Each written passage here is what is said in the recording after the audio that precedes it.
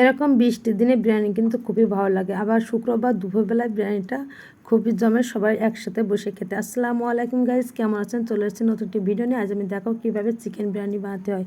তো এখানে চিকেনগুলো ভালো করে ধুয়ে পরিষ্কার করে নিয়েছে। আর এখানে দই, পরিমাণ মতো লবণ দিয়েছে, আর লেবু রস দিয়ে মেরিনেট করে রেখে দেবো আধা ঘন্টা থেকে 45 মিনিট। তো আমি এখন ভালো করে মেরিনেট করে এটা রেখে দিচ্ছি। আর পাশে আমি মশলা নিচ্ছি, যে মশলা দিয়ে আমি ঘরোয়া পদ্ধতিভাবে বিরিয়ানিটা বানাবো। তো এগুলো ভালো করে আমি কড়াইতে ভাজি করে এখন আমি ব্লেন্ডারে গুঁড়ো করে নিয়েছি। পরিমাণ মতোই মশলাগুলো নিয়ে দিচ্ছি। আর এখানে হচ্ছে শুকনো মরিচ, আদা, পেঁয়াজ, রসুন, আর এখানে লবঙ্গ, এলাচ, দারুচিনি নিয়ে যে মাংসটা আমি রান্না করবো তার জন্য সামান্য একটু পানি নিয়ে আমি এই মশলাটা বানিয়ে নিয়েছি। তো মশলাটা বানানো কমপ্লিট হয়েছে। আমি এখন চুলায় কড়াইটা বসিয়ে দেবো, আর এখানে পরিমাণ মতো তেলটা দিয়ে দেবো। তো তেলটা আমার পরিমাণ মতো দেওয়া হয়ে গেছে, গরম হয়ে গেছে। এখন মশলাটা দিয়ে দেবো, মশলা দিয়ে ভালো করে ভাজি করে নিব। তো মশলাটা ভালো করে কষিয়ে নেবো, একেবারে লো আছে যাতে পুড়ে না যায়। এখন লবণ দিয়ে নিয়েছি আর আদা দিয়ে নিয়েছি, যেহেতু আমি আগের দারুচিনি, এলাচ বেটে নিয়েছি, এই জন্য আস্তে আর দেয়নি। এখন আমি যে মাংসটা রেখেছিলাম আমি সেটাই ভালো করে কষিয়ে নিব। তো মাংসটা যত কষাবেন তত কিন্তু বেশি টেস্টি হবে, খেতেও ভালো লাগবে। পরিমাণ মতো লবণ, পানি দিয়ে নিয়েছি, যেহেতু মুরগিটা কিন্তু 5 কেজি ওজনের মুরগি, এই জন্য আমি একটু পানি দিয়েছি যাতে তাড়াতাড়ি সিদ্ধ হয়ে যায়।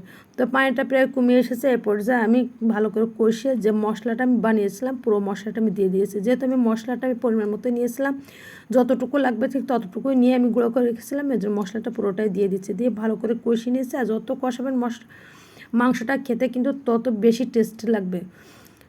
তো আমি সবসময় মাংস রান্না করার সময় একটু বেশি কষিয়ে নিই, একেবারে কালো কালো করে ফেলে, যাতে খেতে ভালো লাগে। তো আমার কষানো কমপ্লিট হয়ে গেছে। এখন আমি পানি দিয়ে নিচ্ছি, আর পানিটা দিয়েছি অল্প পরিমাণে, যেহেতু আমি এখানে ঝোল রাখবো না, তেলটা উঠিয়ে নেব। তা উঠিয়ে নিয়েছি, উঠানো কমপ্লিট হয়ে গেছে। এখন আমি চালটা ধুয়ে পরিষ্কার করে নিয়েছি, আর এখানে তেল দিয়ে নিয়েছি কড়াইতে, তেলটা গরম হয়েছে। এখন আমি আলুটা ভাজি করে নেব। তো বিরিয়ানিতে আমি আলু দিয়েছি, যেহেতু আমার বাসা আলু খেতে খুবই পছন্দ করে, এই জন্য আমি আলুর পরিমাণটা একটু বেশি দিয়েছি। তো আলুটা ভাজি করা হয়ে গেছে, আমি আলুগুলো উঠিয়ে নিব।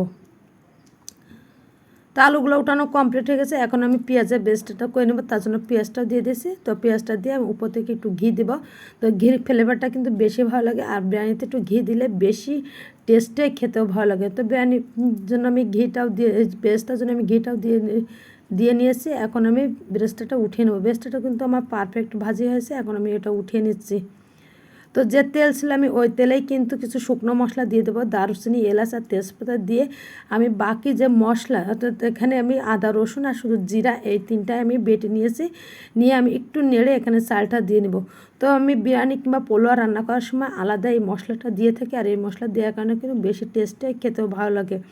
তো এই মশলা দিয়ে ভালো করে আমি চালটা এখন ভাজি করে নিব। তো চালটা একটু ভাজি করে নিলে কিন্তু বেশি ভালো। তো আমি একটু বেশি ভাজি করে নিয়েছি, তো ভাজিটা হয়ে গেছে। আমি এখন রাইস কুকারে পানি দিয়েছি, পানিটাও আমার ফুটে গিয়েছে। এখন এই চালটা আমি ঢেলে দেবো। তো চালটা আমি ঢেলে দিয়েছি। তো এখানে লবণ দিয়ে দিয়েছি, আর এখানে দিয়ে দিচ্ছি দুধ। আমি এখানে লিকুইড দুধ দিয়েছি হাফ কাপ মতো। আর এখানে আলু দিয়েছি, আলু বোখরা দিয়েছি, আলু দিয়েছি, আর কাঁচামরিচ দিয়েছি। তো এখানে উপর থেকে দিয়ে দিয়েছি কিছু কিশমিশ। তো কিশমিশ দিলে বিরিয়ানিটা বেশি ভালো লাগে, বিরিয়ানি কিংবা পোলাও দুটাই কিন্তু খুবই ভালো লাগে। আর উপর দিয়ে আমি এখন দিয়ে দেবো যে মাংসটা আমি রান্না করে রেখেছিলাম, সেই মাংসটাও দিয়ে দিচ্ছি। এখন কিন্তু পুরো উপকরণ প্রায় দেওয়া শেষ। এখন আমি এখানে কিছু কেওড়ার জল দিয়ে দেবো। তো কেওড়ার জলটা আমি দেবো 3 থেকে 4 ফোঁটা পর্যন্ত দিয়ে দেবো। তো কেওড়া জলটা দিয়ে আমি উপর দিয়ে একটা ঘি দেবো, দিয়ে আমি এটা কিন্তু এখন ঢাকনা দিয়ে ঢেকে দেবো। আর ঢাকনা যে ছিদ্রটা আছে সেই ছিদ্রের মুখটা আমি বন্ধ করে দিব। তো এই মুখ বন্ধ করে দেওয়া যে ওমে কিন্তু আমার পুরো ভাতটা রান্না কমপ্লিট হয়ে যাবে। তো এই ছিল আজকের ভিডিও। সবাই ভালো থাকবেন, আবার দেখাবে অন্য একটি ভিডিও নিয়ে। আল্লাহ হাফেজ।